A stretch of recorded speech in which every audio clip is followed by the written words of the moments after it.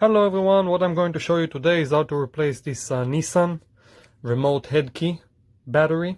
A very common one used for different years, different models: Nissan Sentra, Altima, Armada, Cube, Juke, Maxima, Rogue, Versa and more. The battery you will need is a CR 2016 and you can click on the link below to get it online.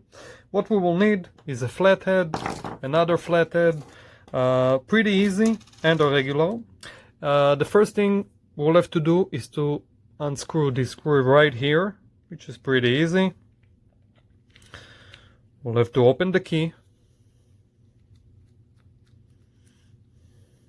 I'll put it aside. Now, as you can see, there is a slot right here.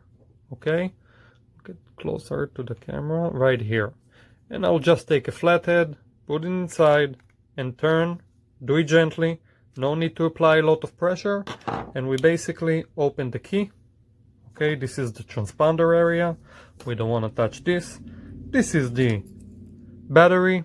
And right here, small flathead. You can use something else if you don't have a small flathead. But basically, underneath, take the battery out. Here it is again, as I mentioned, CR1620,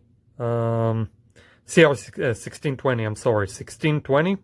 And this is a good battery. I will put it back in. I push once again.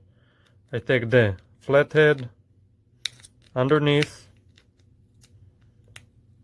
right here, 1620, put it back. I slide and I push. I put the cover back on. Make sure everything is okay. And